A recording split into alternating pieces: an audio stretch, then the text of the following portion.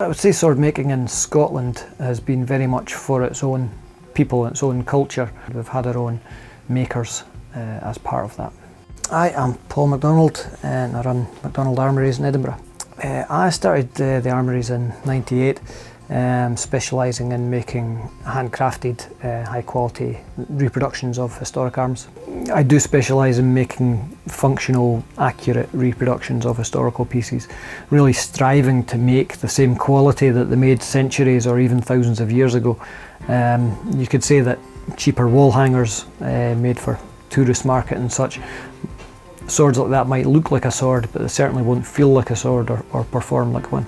I run Macdonald Academy of Arms alongside the Armorys, and basically there teach traditional swordsmanship and European martial arts. There's been various forms of European swordsmanship deriving from the different forms of weapons that developed in European history, from the early medieval period right through to the 19th century, so that the Academy is specialising in 17th and 18th century. 17th, 18th century was really the most sort of tumultuous period of Scottish history and Highland history especially, period through the Jacobite risings, where the broadsword was the main weapon.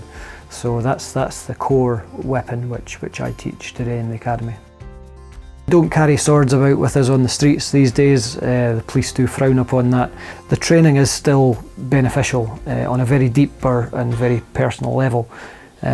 More and beyond the technical aspect of swordsmanship, you engage with self-development. That's necessary to act counter-instinctively under stresses of combat, and ultimately you become a stronger, more balanced and hopefully happier person at the end.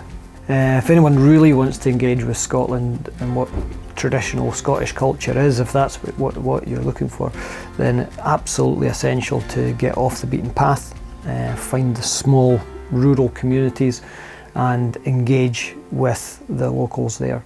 There's still a lot of knowledge in the rural communities. There's still a lot of tradition bearers, storytellers, musicians and singers and such that keep the old culture alive that way. I think I've always felt a very deep connection to the Highlands and the West Highlands. Growing up there, you can't avoid the land and you become a part of it, I think. I think the more I explore the history behind the making and behind the martial culture, it becomes very much more a personal connection that way.